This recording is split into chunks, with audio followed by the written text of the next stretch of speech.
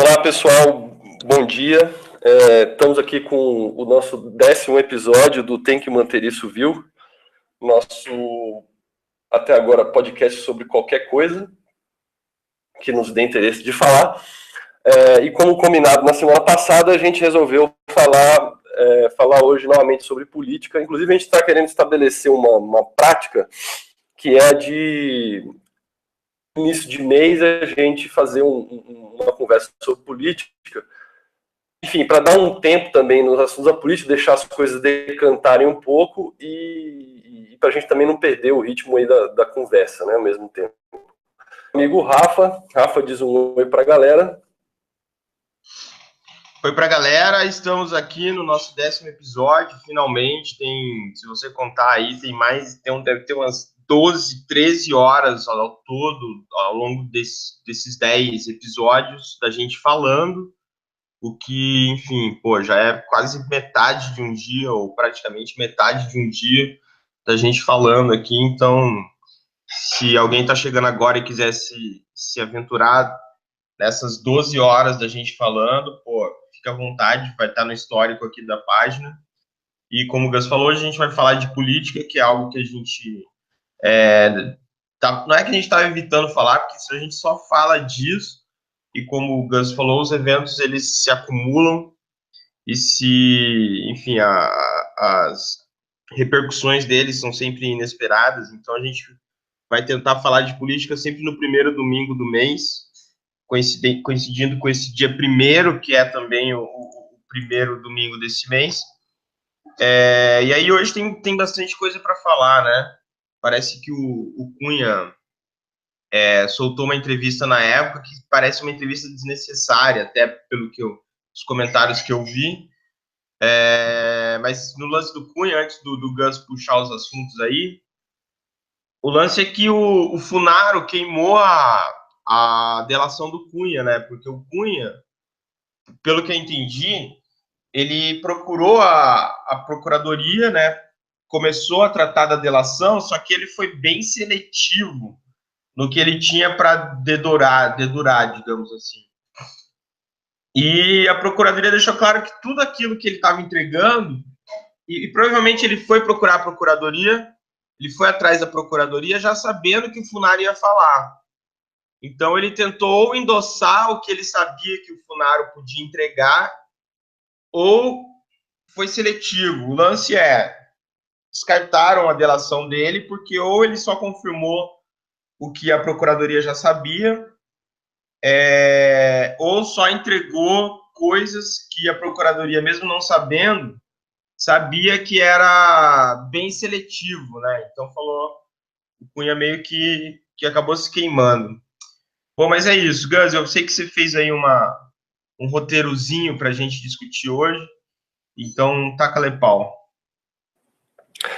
Pois é, e é interessante, né, porque depois a gente pode compartilhar esse link, porque saiu uma nota, né, naqueles blogs da Piauí, em que um sujeito do jornalista, curiosamente o sobrenome dele é Moro, né, eu não sei se ele tem alguma relação com o Sérgio Moro, mas ele dava uma espécie de bastidor aí, de notícia de bastidor a respeito tanto da delação suposta delação do Cunha, quanto da delação do Palocci, e isso em junho, né?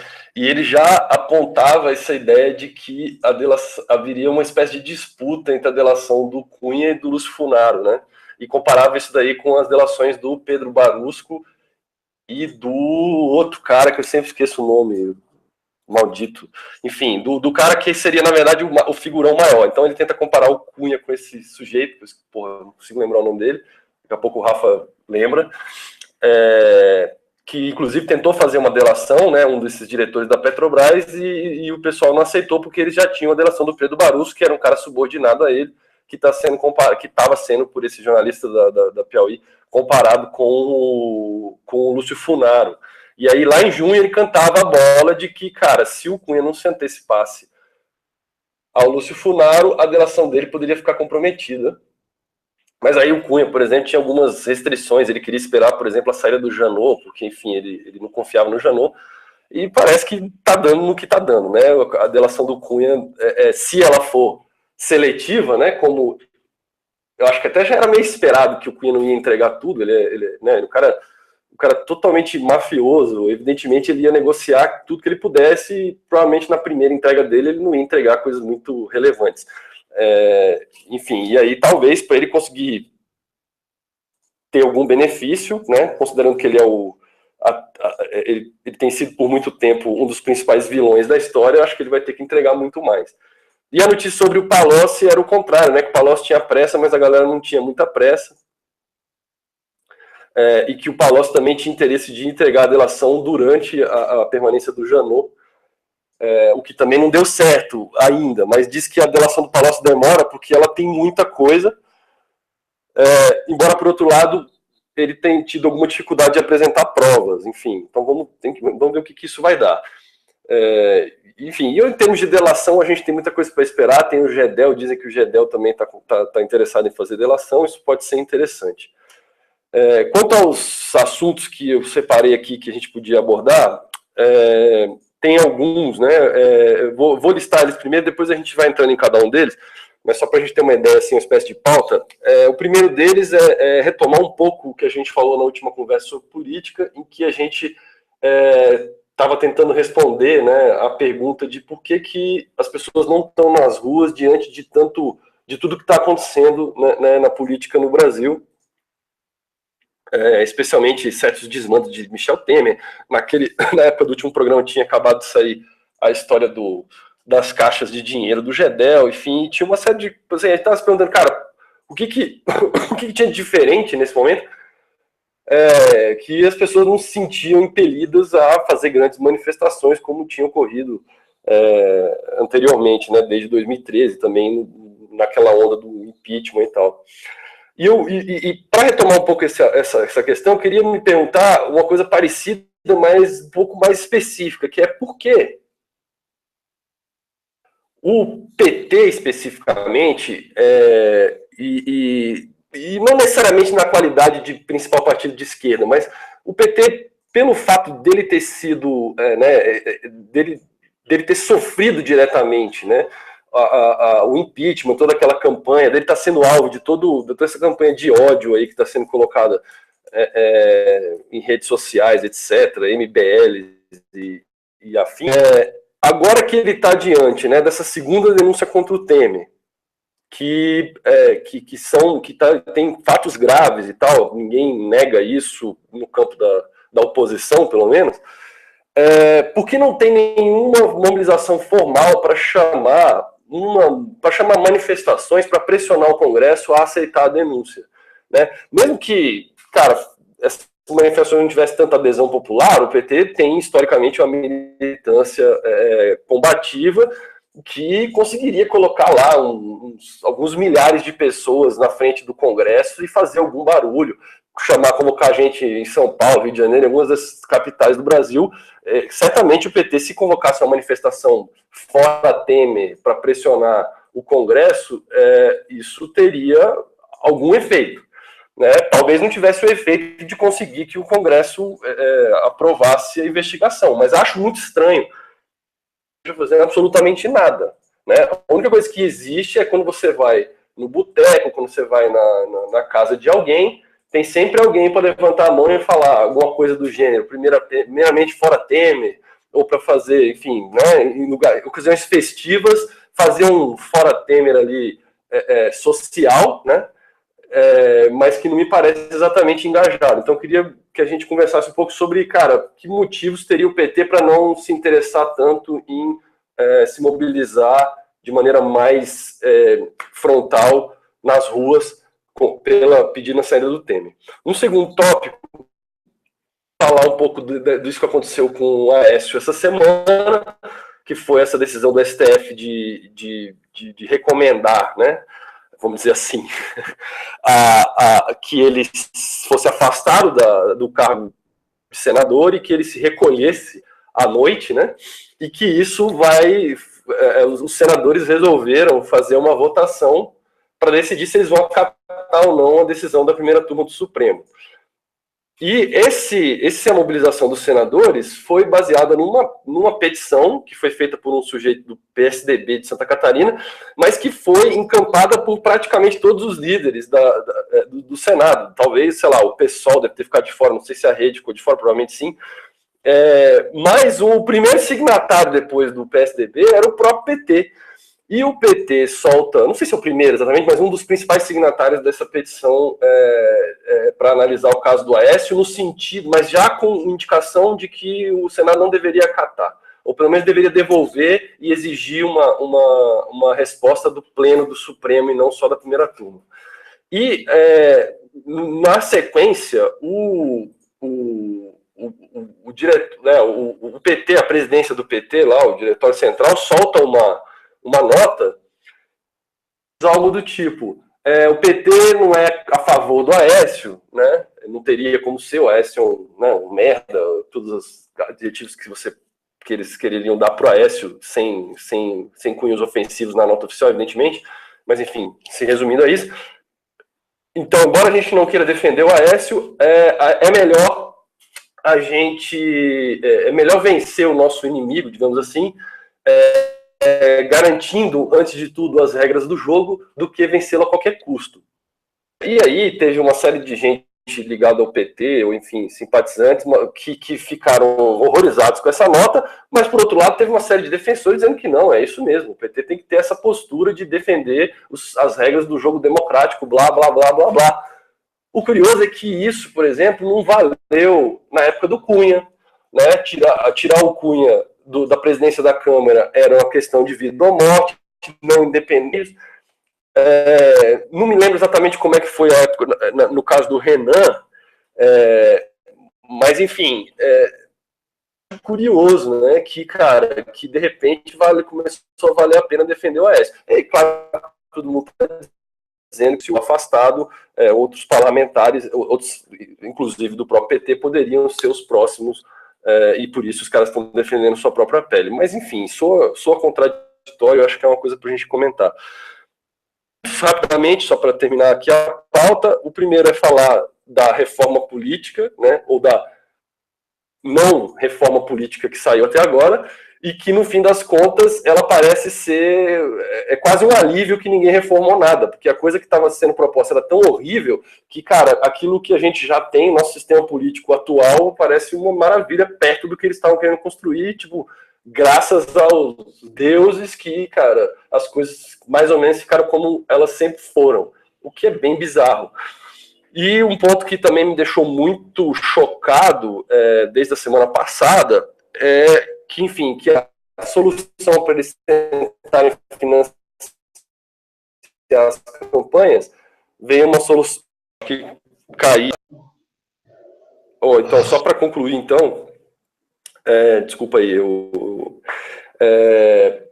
enfim, quer dizer, fiquei muito chocado com o lance de que, cara, na verdade já se pagava cerca de 1 bilhão por ano para que os rádios e TVs passassem essa propaganda eleitoral idiota que tem dos partidos todos os anos e para passar os horários eleitorais nos anos de eleição. E aí a proposta, né, seria de, em vez de não ter mais essa propaganda obrigatória e concentrar esse dinheiro para financiar as eleições, mais 30% daquela parte do orçamento, né, que é destinado aos deputados, das emendas parlamentares para as eleições. Eu não gosto muito desse negócio de emendas parlamentares, mas, cara, querendo ou não, isso costumava, embora isso seja usado de maneira prioritária para promover aquele deputado na sua base eleitoral, querendo ou não, isso aí era usado para fazer alguma coisa, fazer uma ponte, construir uma escola, fazer alguma coisa que atendia uma comunidade, e agora 30% dessa grana vai virar dinheiro para esses caras fazerem campanha eleitoral. Então, acho que isso, enfim, são esses os temas aí que eu proponho que a gente converse. Então, eu devolvo aí a bola para o Rafa, falei demais. Rafa, você pode pegar qualquer um que te interessa ou algum outro ainda. Fica à vontade. Eu colocaria aí, seguindo a sua ordem, por último também ou, se quiser falar dela agora também, fica à vontade, que é a carta do Palocci, né? Então você começou falando de por que não há um Fora Temer organizado, incentivado pelo PT, o que é mesmo esquisito, porque, na verdade, a gente já disse aqui que a Dilma, em relação ao Temer, caiu por muito menos, como também, eu lembro que na época do FHC, o PT puxou esse Fora FHC, inclusive chegou a protocolar o impeachment na Câmara, quando o Michel Temer era presidente da Câmara ainda. Você vê como o mundo dá voltas. E não está articulando um desse oficialmente, porque o PT sabe que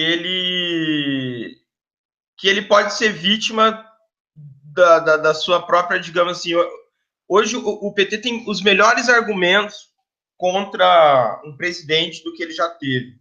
Porém, ele não pode usar esses argumentos porque isso facilmente vai se virar contra eles, né? Então, pega o caso do Aécio, que o PT fez um morde-a-sopra ridículo, né? Então, o Aécio foi agora a primeira turma, acho que foi a primeira ou a segunda turma do STF, acho que foi a primeira, tirou o mandato dele preventivamente e pôs ele para dormir de noite lá na casa dele. Inclusive, a interpretação dos ministros foi em cima de uma mudança no Código do Processo Penal feita em 2011, que coloca essa sanção de ter que se recolher à noite em casa como uma sanção diversa de uma pena, ou seja, de uma pena que teria quem já tivesse sido julgado. E pelo que eu entendi, segundo os juristas, isso está claro no Código do Processo Penal, essa mudança que foi feita. Então, o que fez o PT? Falou que o Aécio é um pária, tal, não com essas palavras, mas enfim, falou mal do Aécio na nota inteira, mas no final falou, porém, ele não deve ser penalizado pelo Supremo e sim pelo Senado, que também, no caso do Aécio, tem se mostrado omisso, porque se você pega o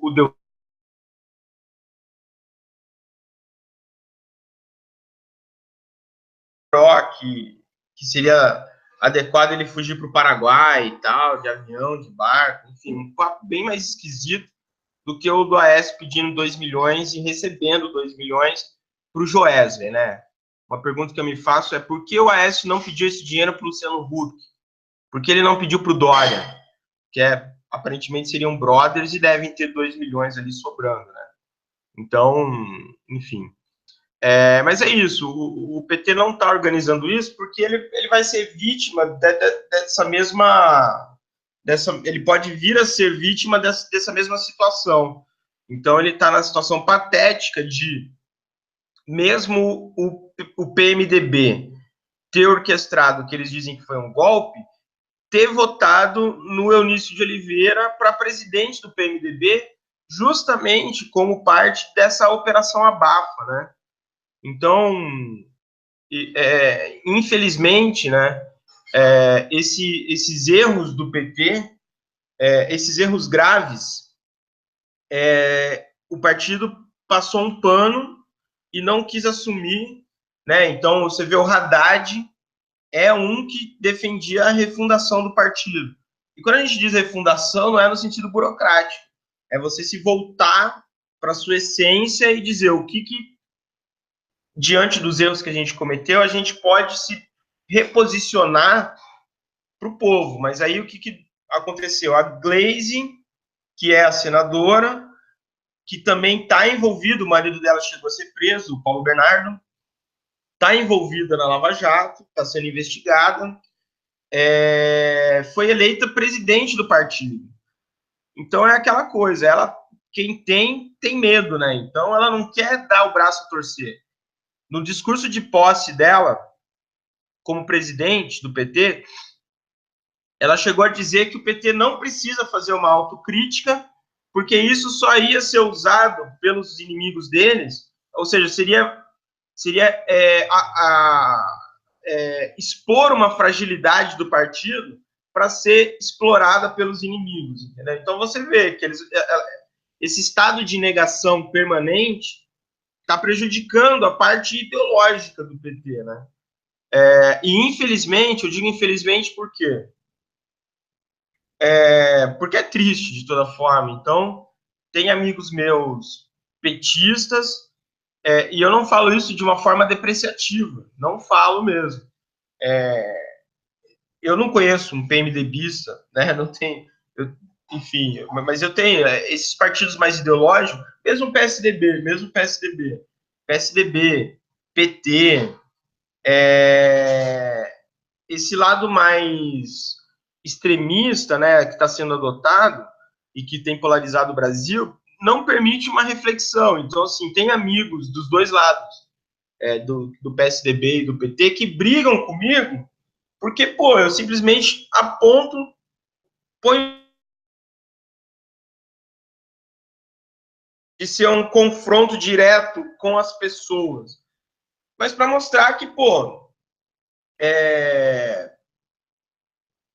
não poder falar sobre isso é pior. Ou adotar a estratégia de cortar relações com quem fala mal do Lula. E não é falar mal do Lula no sentido ideológico. É falar que, pô, por exemplo, uma coisa que eu falei e deu problema aí com um grande amigo meu que é petista. E, na boa, eu não falo isso de forma depreciativa. Como quem nos ouve aqui sabe, eu não sou contra ninguém do Novo, que, não, enfim, é um partido que ainda é imaculado, no sentido de corrupção ou de problemas da justiça, mas que ideologicamente não tem ressonância com o que eu penso. Ou mesmo com o MBL, fazendo um parênteses aqui, saiu a matéria do El País, que nem é uma matéria nova, é requentada, já tinha saído em outro lugar isso daí, que o MBL é organizado e é gerido por uma família que tem vários problemas na justiça, problemas trabalhistas, seriam empresários que tiveram algum insucesso aí nas suas empresas e tem um grande ativo trabalhista não pago. Se não há uma prova direta e contundente, que eu acho que a matéria não tem, de que eles usam o MBL para lavar dinheiro ou para pegar dinheiro para pagar esse ativo que eles têm nas empresas, eu acho que não tem isso na matéria, é mais uma ilação, e a matéria, não estou dizendo que está errado, pode fazer ilação. Eu só acho que o MBL é um movimento muito legítimo e eles têm que continuar sendo assim, entendeu? Eu não tenho nada contra o MBL, não concordo com algumas posições, algumas estratégias deles, porém acho legítimo. Se tem gente que endosse, é igual música. Se tem um público que ouve, eu não vou ser contra alguém que canta uma música que eu não goste. Mas é só um exemplo. Então, assim, nesse caso que eu estava falando, que eu tretei com um amigo meu petista, no último depoimento do Lula com o Moro, o advogado do Lula, diferente de todas as outras vezes, ficou quieto. Ele não falou quase nada. Ele não, em todos os outros embates que eles tiveram nos depoimentos com o Moro, eram embates diretos. Ele cortava, tal, era bem tenso. E já nesse último ele ficou quieto. E eu só comentei, eu falei, cara, me espantou, eu notei que o advogado do Lula, nesse depoimento, não falou nada. Talvez porque a vaca já está indo para o brejo, entendeu?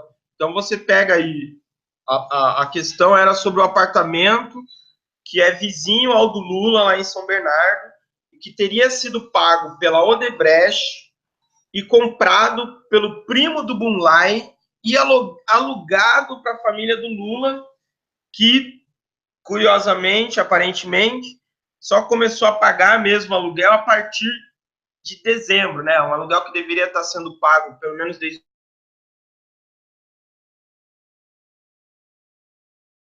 2015, e até nesse depoimento surgiu a pergunta se o Lula teria os recibos para apresentar, e aí, claro, Dona Marisa que sabe disso, né, que sabe de tudo isso agora, e que teria esses recibos, apresentaram os recibos depois do depoimento, aí acharam erros nos recibos, como datas erradas, o nome São Bernardo escrito em alguns recibos de forma errada, ou aparentemente foi feito um Ctrl+C, Ctrl+V errado para alguns recibos, como recibos pagando o mesmo mês 2 vezes, com valores diferentes. Se não me engano, essas são as inconsistências. E a defesa até diz que essas inconsistências, quem deve explicar é quem emitiu o recibo, não é quem recebeu ele. O que é verdade, no fundo, né? Porém, quem teria emitido os recibos falaram, eu estava doente no Sírio-Libanês, e apareceram o advogado, que era amigo do Lula, que era então advogado desse comprador do apartamento, que agora não é mais o mesmo advogado, né, mudou, apareceu lá para ele assinar todos os recibos de uma vez, isso quando teriam sido começados a pagar o aluguel. Então, assim, é muito difícil, dada essas questões todas do sítio, do apartamento, né, manter a imagem imaculada, que nos faz lembrar também da carta do Palocci, que falou, a gente é uma religião, a gente é uma seita ou a gente é um partido feito de carne e osso, né, querendo dizer, de pessoas que erram. E essa carta do Palocci trouxe para mim algo que eu não sabia, que era que o Vacari, que é o tesoureiro do PT, que, se não me engano, ainda está preso, apesar de, numa das acusações, acabar de ter sido inocentado pela quarta turma, o tribunal da quarta região, lá na segunda instância, ele teria proposto para a cúpula do PT fazer um acordo de leniência do partido, seria o primeiro partido a fazer um acordo de leniência, para justamente poder assumir esses erros. E claro que essa proposta foi barrada. Então, assim, o que eu acho triste hoje do PT é desde o mensalão, de não ter podido fazer essa autocrítica, que hoje talvez salvaria a parte moral e ética do partido. Então, voltando para a questão fundamental, por que o PT não está organizando um Fora Temer, por melhores argumentos que ele tenha para isso? E mais do que isso, de forma não assumida e de forma usando de subterfúgios, o PT tem se alinhado e aliado a quem teria dado golpe no partido. Por quê?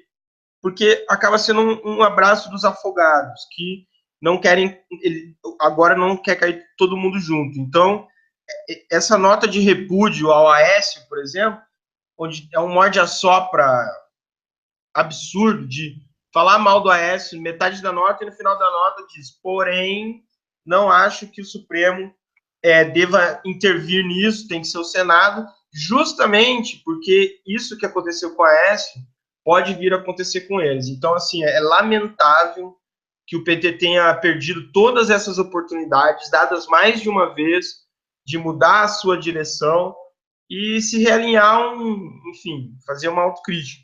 Concordo com a Glaze que isso eventualmente possa ser um tiro no pé, mas duvido que seria um tiro no pé tão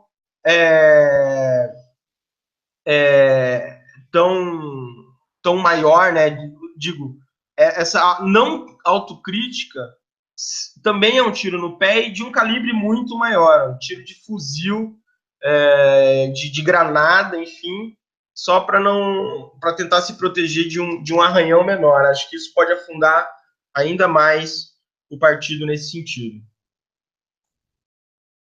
E você sabe que, falando em tiro no pé, né, na verdade tem assim, e dá para ver isso, né, cara? Isso tem ficado cada vez mais evidente no PT, que também é triste. Que é um tiro no pé que envolve... Ele é e não é um tiro no pé. Isso que é curioso. É como você falou, as duas coisas parecem ser tiro no pé, mas eles são tiro no pé de modos diferentes. O que a Glaze está chamando de tiro no pé é um tiro no pé do PT personalista. Quer dizer, é um tiro no pé dela, né? É um tiro no pé dela, é um tiro no pé de outros que são pessoas do PT que estão citadas, envolvidas de alguma forma na Lava Jato e em outras coisas, né?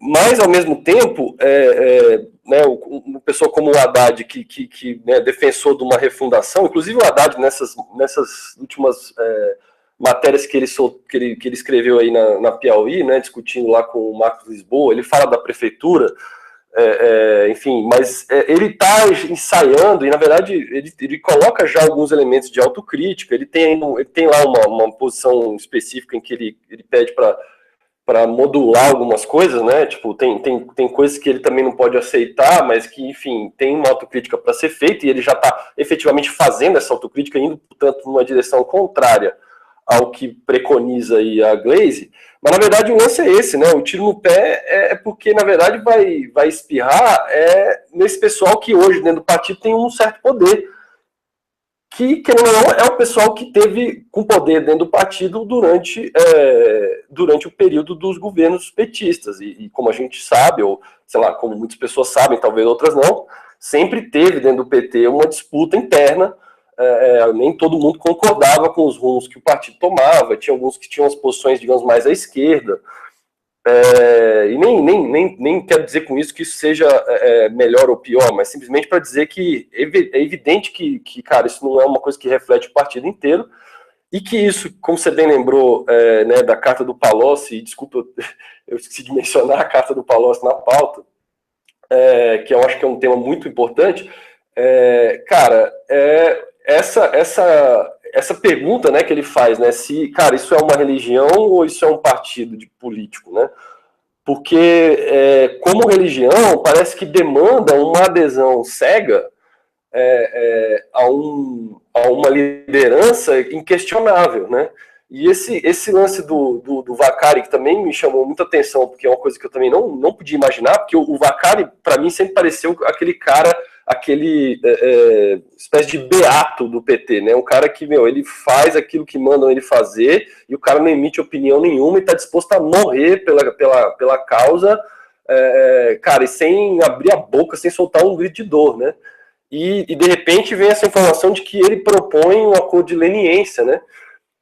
Em que, de certa forma, e o curioso é isso, né, cara? Ao propor um acordo de leniência, é evidente que ele está tentando, de alguma maneira,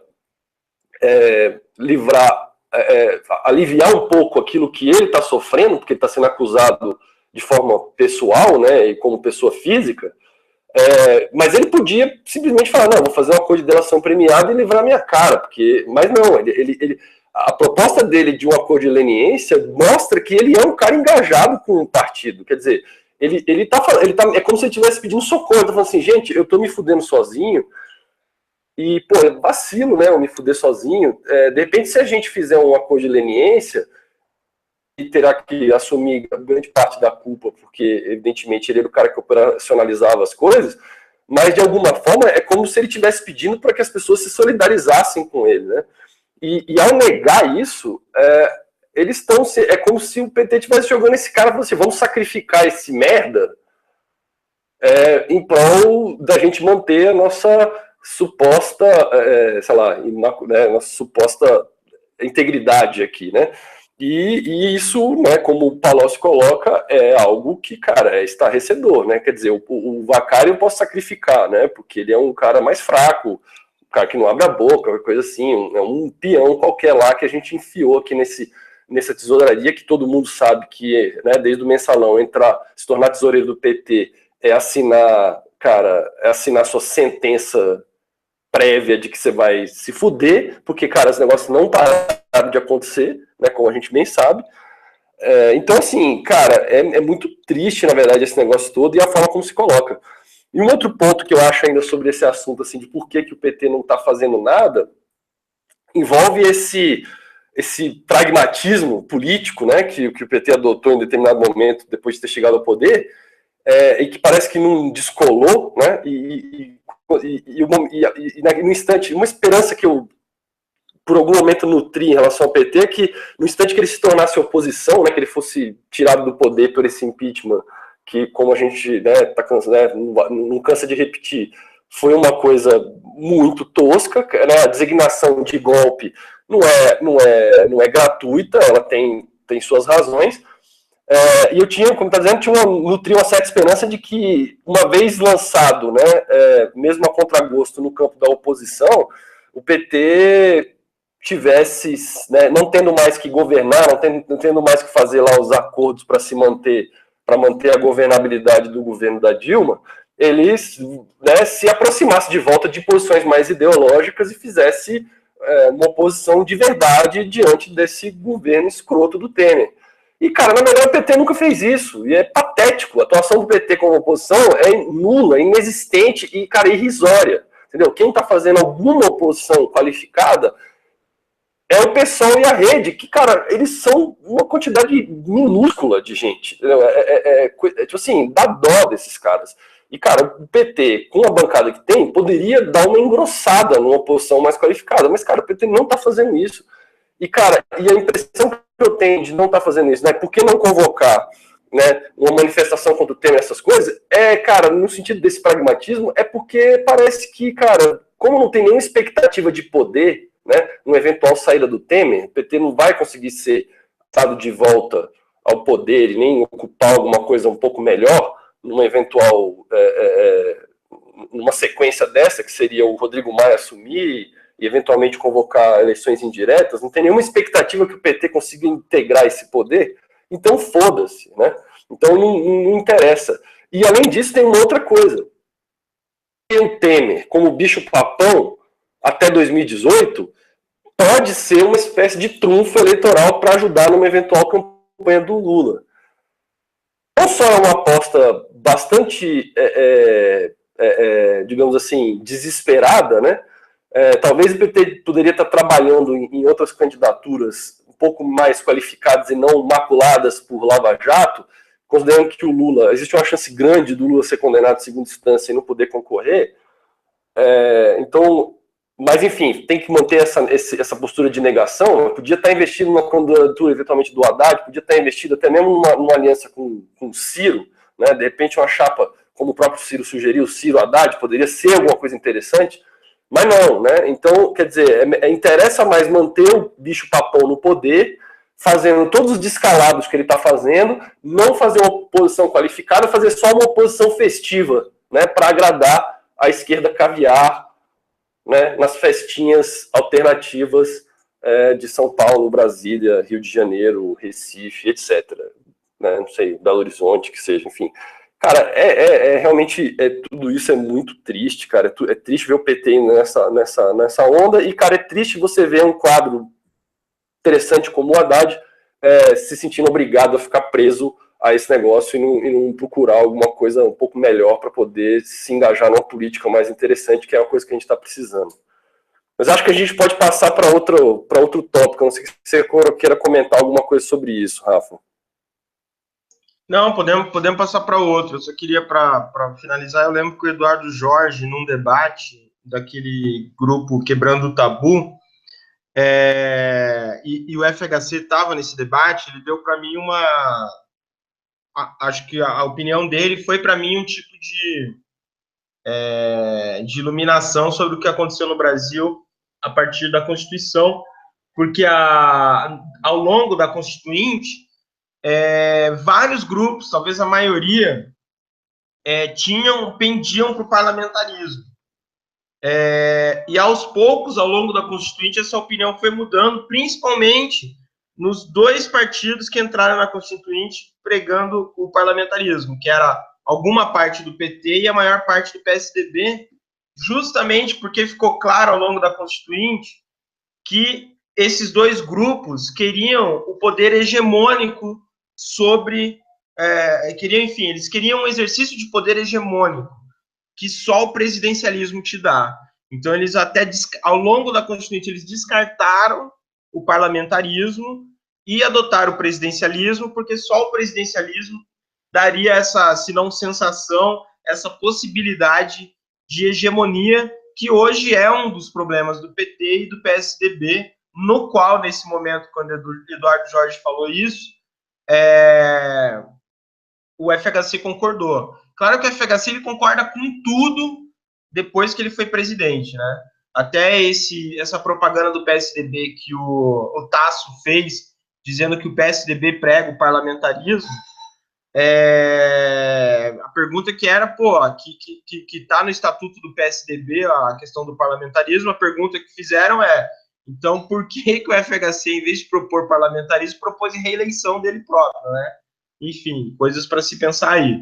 Eu já puxaria, então, já que a gente já está nessa discussão, a carta do Palocci. Talvez a gente não precise adentrar profundamente nela, mas eu sugiro fortemente, incisivamente, a leitura dessa carta, uma carta, acho que de 2,5 páginas, onde ele se antecipa ao processo que o partido abriu contra ele, para já pedir a sua desfiliação, propondo a desfiliação dele, para não ter que passar por isso. E acho que, pô, tem uma coisa que desde que tá rolando a Lava Jato e que desde 2015 eu faço, que é ouvir os depoimentos dos delatores, principalmente o da Andrade Gutierrez, que eu ouvi inteiro, e o do Marcelo Odebrecht e o do pai dele, que eu também ouvi inteiro. O do Marcelo Odebrecht, para mim, é muito impressionante, porque ele se coloca numa posição de sinceridade total. E é muito difícil um cara desse tá simulando aquilo, pelo menos da minha perspectiva, do pouco que cada um entende de leitura corporal, né? De que ele não gagueja, no sentido que você faz a pergunta e ele já responde, ou seja, ele teria que ser um Lex Luthor, né? Um super vilão dos quadrinhos, o Kaiser Sosa, né? Dos Suspeitos lá, para inventar algo na hora, entendeu? Então, você percebe que ele está falando a verdade porque tá ali de pronto, e a verdade nesses casos, ela é libertadora. Então, é claro que quando fala assim, fala, não, você está sendo ingênuo, você acha que o Palocci também ali não tem os interesses dele, já não tem o dinheiro ali que ele quer salvar, e por conta disso ele propõe essa delação, que daí ele fica com uma parte do dinheiro dele, como alguns delatores conseguem fazer uma negociação, onde o cara paga um tanto, mas não se sabe se também ele ficou com outro tanto, né? E é talvez por isso que ele aceite. Mas lendo a carta do Palocci, me colocando no lugar dele, parece libertador poder dizer a verdade, e é o que ele diz na carta, né? E tem isso, né? Na situação de acusado, de réu, é muito mais difícil você... quer dizer, é muito mais difícil você mentir. O mais fácil é ou preferir ficar calado, como o Dirceu, e negar tudo, ou preferir falar a verdade, que talvez não vai te dar todos os benefícios esperados, mas ainda assim é bem mais fácil, né? Deve ser uma libertação, deve tirar um peso nas costas. Então é disso que eu percebo na carta do Palocci, e me parece ser um movimento sincero da parte dele. E uma coisa que também me chama muita atenção é que, na verdade, ele coloca, né, um contraponto entre uma atitude que ele tinha, né, enquanto membro do partido, né, de colocar o partido em primeiro lugar, e aí ele coloca isso, né, e a família, de alguma forma, em segundo plano, né. Ele fala aqui, né, tô com a carta aqui, né, ele fala, nas últimas décadas sempre me decidi pelo PT, pela política, e minha família sempre aceitou, suportou e sofreu com isso. Né, e aí ele inverte, né, ele fala, agora decidi pela minha família e o fiz com alma tranquila. E esse parece ser um movimento, né, assim, quer dizer, existe uma narrativa, né, que desqualifica as delações premiadas, dizendo que elas são para agradar o pessoal de Curitiba ou Janot, que são para atacar o PT, ou, enfim, na verdade, e os outros partidos. Mas uma coisa que eu percebo, né, que está sempre colocada, e como você falou, cara, me parece um pouco difícil o cara não tá tendo algum nível de sinceridade, o cara tem que ser muito escroto, assim, eu espero coisas desse, né, escrotidões desse tipo de um cara como Eduardo Cunha. Mas na média, eu acho que, cara, é muito difícil, né, essas pessoas que, na verdade, elas sempre se colocaram para o seu círculo próximo ali de família e amigos, como pessoas, digamos, né, de bem, né, pessoas boas, que fazem coisas interessantes, que estão nas suas posições, por exemplo, esses caras da Petrobras, né, que estão nas suas posições por méritos, e de repente o cara aparece como um corrupto, como um cara que aceita propina, como um cara que está envolvido nesse tipo de coisa. A vergonha que um cara desse deve passar, mesmo que o cara seja um psicopata, né, mas assim, né, aquele opróbrio, vamos falar assim, aquela coisa que é colocada, a vergonha que é colocada de fora para dentro, né, sobre ele, por família, filhos, que vão olhar pro cara, caralho, meu pai é esse filho da puta, né? Quer dizer, esse sentimento deve ser muito ruim, e não acho que quando o cara coloca uma frase dessa, isso apareceu em Paulo Roberto Costa, Barusco, aqui no Palocci, Delcídio, muitos outros, né? Essa ideia de que, cara, eu tenho uma espécie de acerto de contas para fazer com a minha família, que está demandando, né? Como se assim, a família tá vendo ele como esse escroto e meio que tá demandando, cara, faz alguma coisa para me dizer que você não é essa pessoa que o jornal tá me dizendo que você é. Que quer dizer, né? É quase assim, aquela coisa assim que, tipo assim, de repente você vê aquele né? Você conhece lá um amigo ou uma amiga que é traído pelo parceiro e está sempre disposto a perdoar o outro, né?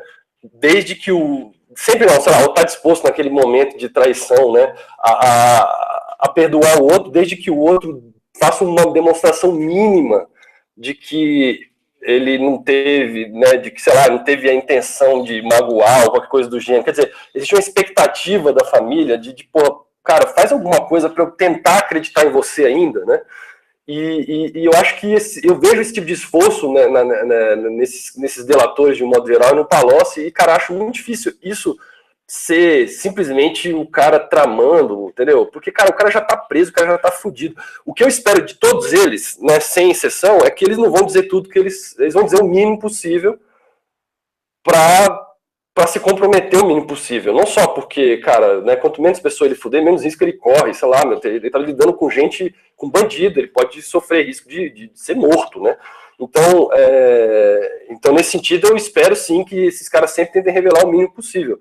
Mas que parte da motivação deles para fazer isso seja pessoal, familiar, de tentar, pelo menos, de alguma maneira, reverter uma imagem ruim que foi criada, e que essa ideia de que, cara, esses caras estão lá tentando, esses caras dentro da prisão, estão tentando, né, acabar com um partido político por simples vingança, me parece, cara, um pouco romantizar demais a parada, velho, porque, sinceramente, a impressão que eu tenho é que esses caras estão cagando pro que vai acontecer depois que eles fazem uma delação dessa. Eles não estão preocupados com a consequência que isso vai ter pro delatado, no sentido de que, vou me vingar desse cara e não estou me importando com o que vai acontecer comigo. Primeiro interesse do cara, vou resolver meu problema de estar preso, meu problema pessoal com a minha família e tal. E cara, esse desabafo, vamos dizer assim, do Palocci, coaduna com o lance que ele coloca dessa coisa religiosa aí, que, cara, você percebe isso, cara. Você percebe isso em militante, né? Você percebe isso, pô, você olha no Facebook, você vê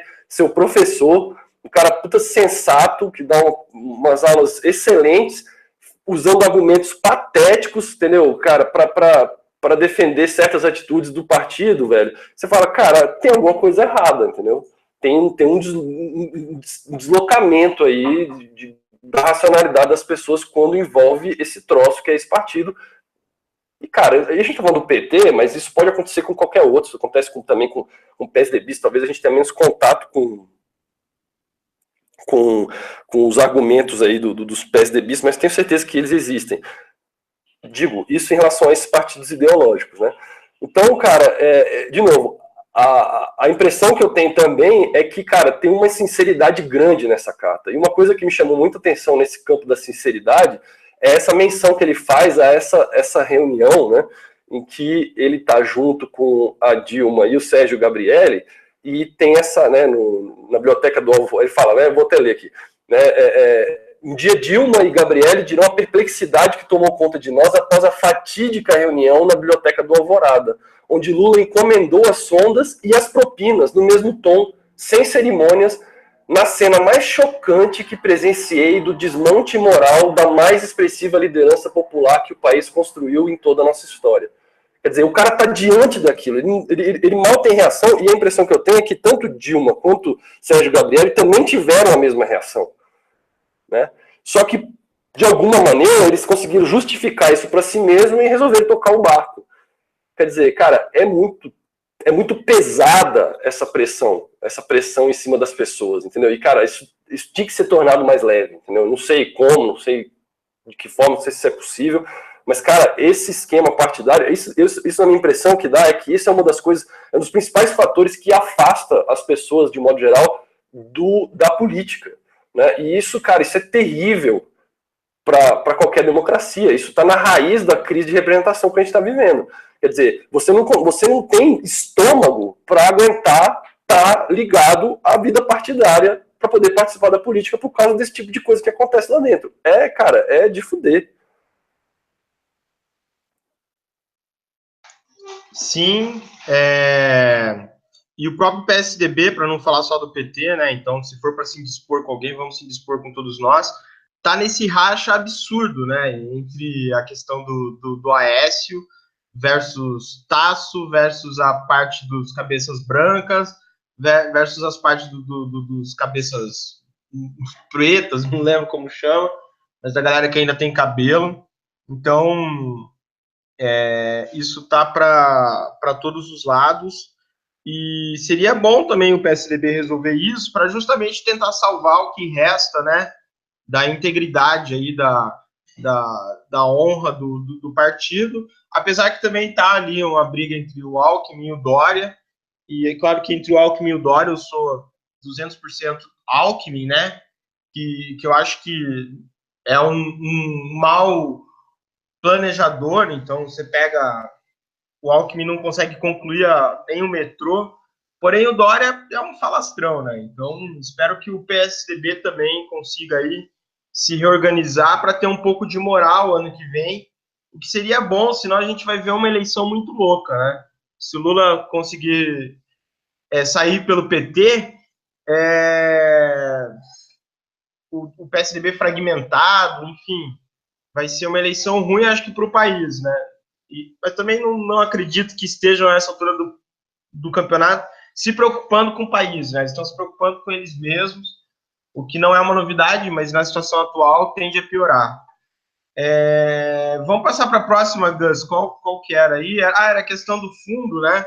Que você descobriu. Isso eu acho que eu já sabia, mas eu não sabia algo que você disse, que era por isenção fiscal. Eu achava que havia esse gasto de 1 bilhão e tanto, na verdade era comprado mesmo das redes de TV, não era dado em isenção. Pelo que eu tinha entendido, eles pagavam para ter esse espaço, e esse espaço, enfim, esse pagamento já era garantido. Então havia essa transferência de riqueza, né, obrigatória do dinheiro da União para as empresas de TV, que obviamente o que explica por que elas não, sendo por isenção, seja por pagamento, explica por que elas não são contra o horário obrigatório de TV. Vi acompanhei meio que por cima essa operação aí, que na verdade tinha uma proposta do Ronaldo Caiado, que era para limitar, acho que era em 1 bilhão e 300 milhões a partir do ano que vem, só que dentro da proposta do Caiado tinha algumas apontamentos, algumas diretrizes, alguns encaminhamentos de fixar o teto do fundo partidário e trabalhar no barateamento das campanhas. O que, quando se fala disso, parece que é o quê? É só contratar um marqueteiro mais barato? Não, é você definir como todos deveriam fazer a mesma campanha. Então, por exemplo, não teria externa, seria tudo dentro de estúdio. E não tendo externa, né, não teria, enfim, aqueles drones viajando pelas obras, pelo campo. Você é o cara dentro do estúdio tendo que debater ideias. Isso parece ser, ainda que aumenta o fundo partidário atual, mas trabalharia na tentativa de baratear as campanhas ao longo do tempo. Essa proposta foi descartada e pegaram a proposta do Jucá, que, por um lado, não pega mais aquela possibilidade de 3 bilhões e meio, porém usa esse dinheiro ou essa isenção para compra de horário político para aumentar um pouco o fundo, que chegaria a 1 bilhão e 800 milhões, ou seja, pegaria o fundo atual, que é de mais ou menos 800 milhões, e aumentaria mais 1 bilhão em cima dele. O lance é que, por ser uma proposta do Jucá, eu duvido muito que seja melhor e acredito que ela deva ter aqueles subterfúgios, aquelas possibilidades rasteiras de serem ampliados, esse fundo ser ampliado. Então, assim, eu não acredito que aquela proposta de 3 bilhões e meio tenha sido descartada. Acredito que eles vão tentar implantar essa do Jucá, que eu não li ela, obviamente, a gente comenta as coisas aqui de forma superficial, pelo menos por enquanto, não sei se a gente vai ter tempo de algum dia nos especializarmos, né, nisso que estamos dizendo, mas acredito que sim, ela deva ter possibilidades de inflar esse número nos próximos anos, já que, falando rapidamente de reforma política, né, o fim, por exemplo, das coligações e o que eles chamam agora de federação de partidos, né, ficou só para 2020. E algumas cláusulas de barreira também só para 2020. Então, me parece que o ano que vem, a única coisa que vai mudar é um fundo um pouco mais gordo e, em relação às últimas eleições, pelo menos enquanto as regras, continua tudo igual. E, pois é, na verdade, já em relação à mudança das regras, né, é isso, né, acho que a conclusão, a gente passou aqui várias dessas nossas horas de conversa debatendo possibilidades de reformar o sistema, enfim, tentando procurar algumas coisas, melhorar alguns pontos específicos. Quando começaram a surgir as propostas, elas eram horríveis, né, distritão, enfim, especialmente distritão, né, e esse fundo absurdo. E, cara, no final nós estamos dando graças a Deus que eles mantiveram o sistema proporcional. Até foi bom o debate todo para perceber que o sistema proporcional em si nem é tão ruim assim, ou talvez nem seja, talvez seja um dos modelos mais interessantes do ponto de vista da representatividade. Deu para aprender um pouco sobre isso e torcer, pelo amor de Deus, para não passar o distritão. Acho que é muito filha da puta desses caras não ter aprovado o fim das coligações para essa eleição, porque, na verdade, eles perceberam que o distritão não ia passar, então resolveram manter o sistema atual para tentar, ainda de alguma forma, renovar os seus mandatos. O que, sei lá, eu já vi algumas pessoas falando isso, e eu acho que eu endosso, e se eu tiver meios, eu gostaria de ajudar numa campanha nesse sentido, é tentar, cara, mobilizar as pessoas para não reeleger essa galera, entendeu? Tipo assim, cara, eu prefiro me deparar com a incerteza de nomes novos nesse congresso do que, cara, repetir vários desses caras que estão aí. Então, se puder ter uma... Acho que é um desses... Quem colocou isso aí é um desses caras, desses movimentos novos aí, tipo, agora, Brasil... Esses novos aí, progressistas, né? E ele fala, não me espantaria de ver um movimento da sociedade civil de ser contra a reeleição de muitos desses parlamentares. De repente, isso é uma coisa para se investir. Quanto ao fundo, eu achava que não era pago, e eu acho que, eu não sei, talvez outras pessoas possam ter a mesma impressão, porque quando vinha essa propaganda eleitoral, ela vinha aquela mensagem, né, antes dela começar, horário eleitoral gratuito, obrigatório. Eu não lembro se gratuito era só na eleição e obrigatório era na época era um período entre eleições nas propagandas dos partidos, mas eu sei que essa mensagem inicial me dava a impressão de que essa janela na programação era uma imposição estatal e que, cara, os caras tinham que abrir o espaço para isso e não tinham e não recebiam nada por isso. Então, acho isso, cara, de uma boçalidade tão grande e, cara, isso também ajuda a explicar, né, por que tem tanta gente interessada em ter emissora de TV e etc, né, esses políticos todos aí, grande parte deles aí, principalmente não sei, acho que não é principalmente não, é no Brasil inteiro, vários deles são ligados a emissoras de TV locais para fazer suas campanhas, evidentemente, mas também, pelo visto, para ganhar dinheiro do Estado. através dessas isenções aí.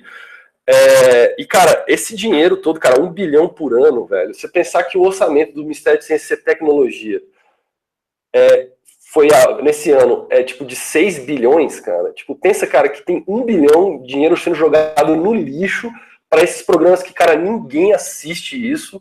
Eles não ajudam ninguém a se envolver no debate político. Cara, é um desperdício de dinheiro sem fim. Cara, é de chorar, né, um negócio desse, e, cara, enfim.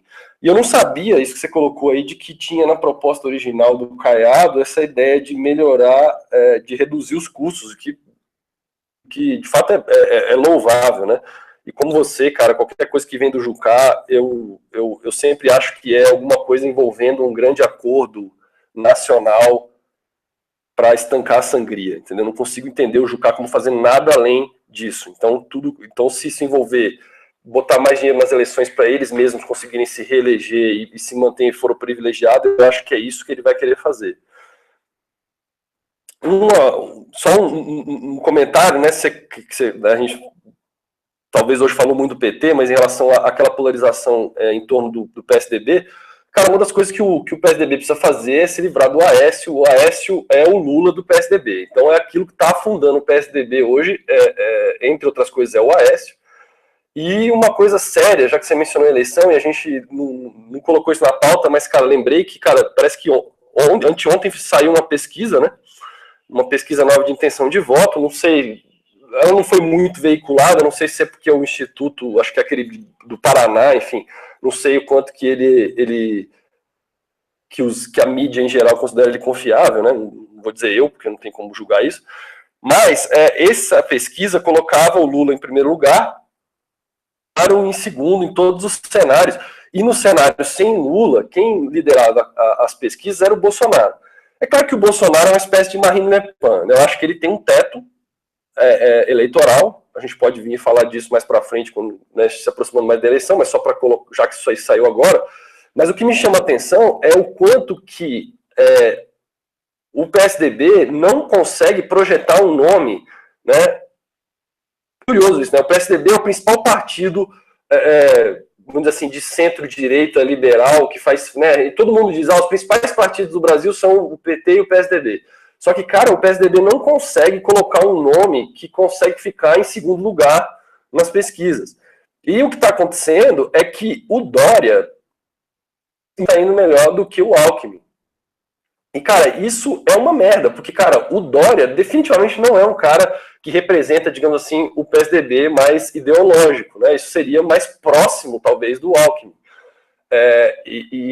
Cara, evidente que Bolsonaro é uma desgraça, mas, cara, esse sujeito, Dória, ele tem muito a ganhar com um candidato, com o Bolsonaro bem nas pesquisas. Então, cara, o fato é que essa eleição ela pode ser muito bizarra, porque se ela tiver alguma coisa do tipo Dória, Marina e Bolsonaro, cara, pode sair, ou mesmo Lula, né? Dória, Lula, Bolsonaro, a gente pode estar no segundo turno tendo que escolher entre Dória e Bolsonaro. E, cara, isso é péssimo, né? Isso é o fim da linha, né? Sei lá, né? O que pode ser pior que isso, né? Nesse momento, né? Então, cara, muito triste, assim. Eu acho que, enfim, eu não tenho muito mais coisa para falar. Teve uma última coisa, assim, que eu lembrei também agora, teve esses esboços de gente falando de intervenção militar lá, o general, depois aquele juiz que fez uma pesquisa, enfim. Tem esses idiotas aí, eu acho que isso ainda é muito pequeno, mas enfim, é coisa para a gente ficar observando como é que isso se desenvolve aí nos próximos meses, né? Enfim, eu acho que é isso aí, Rafa. Se você quiser dar uma fechada aí, fica à vontade. Não, sobre o Exército, eu não vou falar nada agora, porque a minha proposta é falar sobre o Exército, mas depois a gente falar sobre o Estado. Então, aí eu me manifesto porque, enfim, não vou dar spoiler sobre o que eu penso. Você falou sobre movimentos, né? Então tem vários agora. É que agora tá difícil saber se é um movimento ou se é um partido trocando de nome, né? Porque tem o tal do Podemos, que podia ser um bom movimento, que foi o que rolou na Espanha, mas o tal do PTN acho que já pegou. Tem o Avante, que parece que é o... Não é o PC, é o PT do B virou Avante. E assim que virou Avante, o Vacareza, se não me engano, era o presidente do partido e foi preso. Daí teve que sair também, mas acho que ficou Avante. Diz que o Demos vai se chamar... O DEM vai se mudar para MUD ou algum outro nome lá que eu não lembro. Centro. Centro. Nossa, que nomão da porra. E aí tem esses movimentos, né? Tem um de esquerda agora novo, que eu não vou lembrar o nome, acho que é Vamos. Tem o Acredito, que é se não me engano, de um cara do Itaú e do cara da Natura. E tem, acho que o Paulo Liman também, o cara da Ambev. E aí tem o que saiu essa semana, que você deve ter visto, que é o Nizam, Luciano Huck, o Paulo Liman e alguns outros ricaços vão criar um fundo para treinar 150 candidatos e tentar eleger 30% deles para ter tipo uma bancada lá. De novo, super legítimo, não tenho nada contra e aplaudo pela iniciativa, entendeu? Ou seja, sabendo que da onde não sai nada é daí que não dá para esperar alguma coisa, né? Eu preciso até rever qual que é essa máxima, porque eu sempre, quando eu cito ela errado. Citei ela ontem, anteontem, 2 vezes. De onde menos se espera, daí que não vem nada mesmo. Isso, da onde menos se espera, daí que não vem nada mesmo. Perfeito. Se não me engano, é o do... Qual que é o nome dele? Esqueci, aquele que usava... Quem falava isso era um chefe meu, agora eu não sei de onde ele tirou isso aí. Isso daí era algum... Não é barão de não sei o quê, enfim. Depois a gente pesquisa. Semana que vem aqui eu dou a referência correta. Mas é bem isso. E sabendo que dos nossos políticos não vai sair nada inovador, principalmente para a eleição do ano que vem, acho que nem dá mais tempo, ou eles estão correndo para aprovar esse fundo aí, porque é a única coisa que dá para fazer. Aplaudo essas iniciativas, entendeu? Não sou contra, como volto a falar, não sou contra o MBL, não sou contra o vamos para a rua, o vem para a rua. Só acho, como a gente falou naquele programa de por que não estão na rua, que, eles não estão sendo coerentes com algumas bandeiras que eles levantaram contra a Dilma, que eles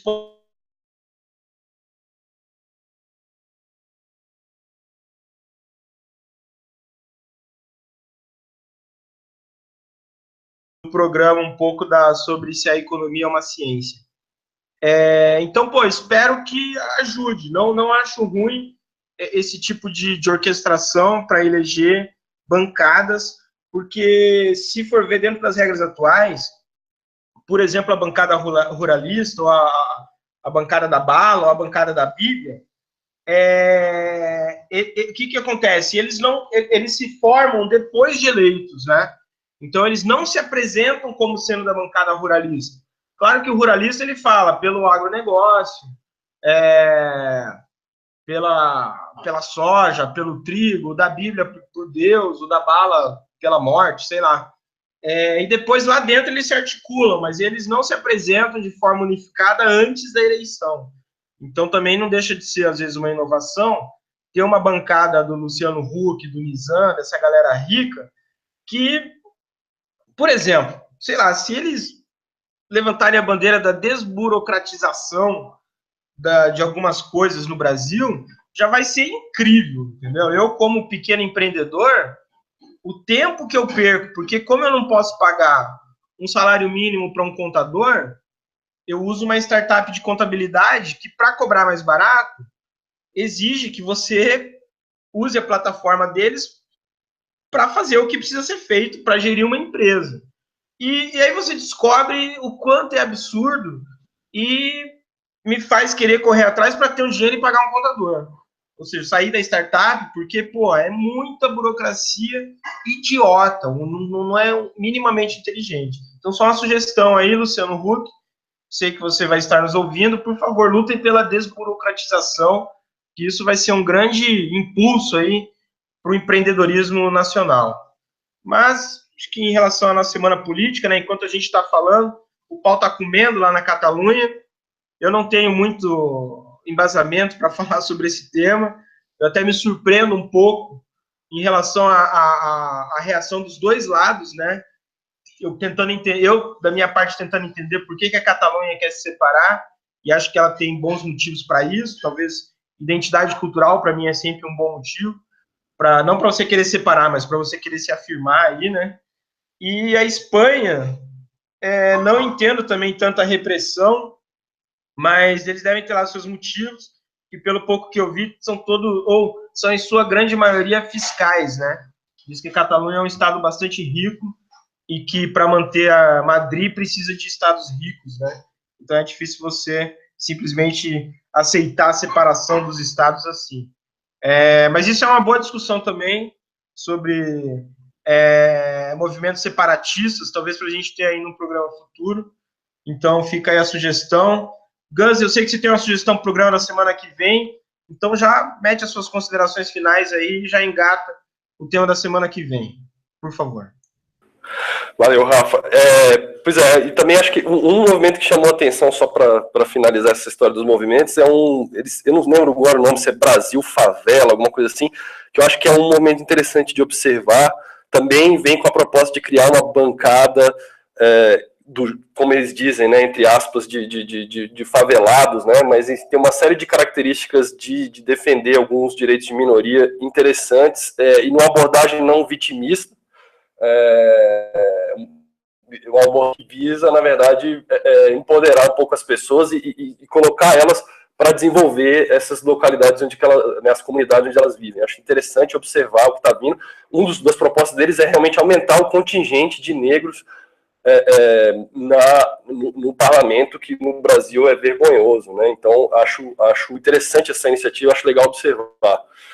Bom, a gente abordou o que interessava. Esse lance da Catalunha também está me deixando meio assim cabreiro. Eu acho que é uma excelente ideia a gente tentar abordar isso no futuro. De repente falar sobre política internacional e algumas dessas coisas estão rolando. Tem o movimento da Escócia, que possivelmente vai tentar fazer outro referendo, né, diante do Brexit, para eventualmente se separar.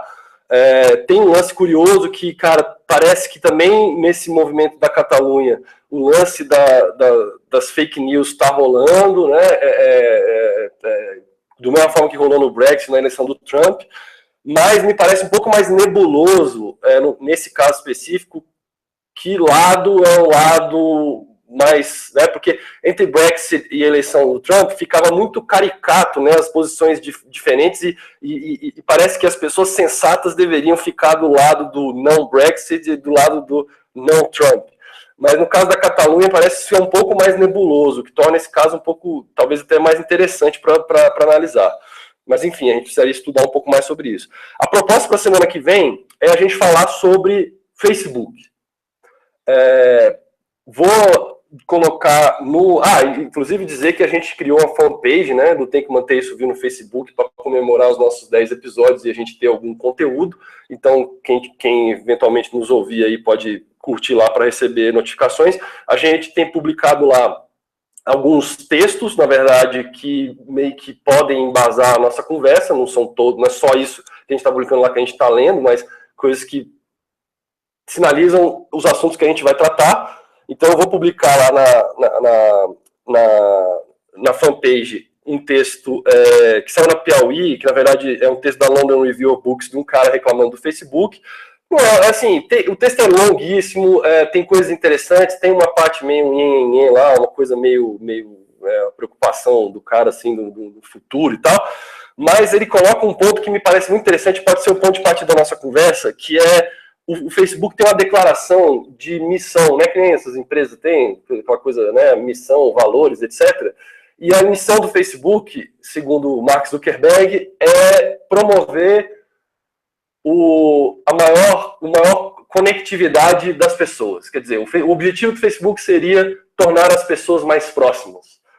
E aí a gente precisa ver se a gente concorda com isso, se o Facebook é, como ele se diz, essa empresa de promoção de amizades e etc., como ele se diz ser, ou se ele é uma outra coisa, já dando uma espécie de spoiler, por exemplo, uma empresa de publicidade. Acho que, enfim, que papel que esse negócio tem? O Facebook atingiu 2 bilhões de usuários, então, cara, ele tem uma penetração gigantesca, né, e vamos falar um pouco sobre isso, como é que ele funciona, sobre o que está rolando dentro da rede e eventuais impactos nas vidas das pessoas que estão envolvidas nisso, das nossas, evidentemente. Bom, é isso, gente. Agradeço quem nos acompanhou até aqui. Fica aí, né? Convido vocês para o próximo domingo ver o nosso próximo programa e, como eu falei, curtir lá a nossa fanpage. Valeu, Rafa. Um abraço. Valeu, pessoal. Até semana que vem. Falou.